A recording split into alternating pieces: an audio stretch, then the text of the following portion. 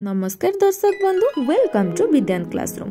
आज वीडियो रे आम पृथ्वी विषय रे 10 धाड़ीर रचना शिखिबा। तो चलंतु आरंभ करिबा आज वीडियो।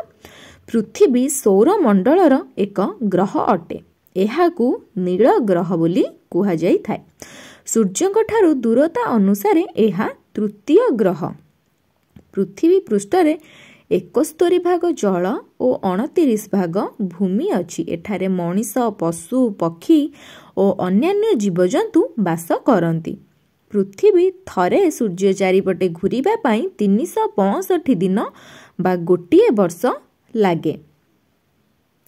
पृथ्वी उपर पृष्ठ कठिन कारण एहा पत्थर एवं माटी रे तैयारी होई थाए।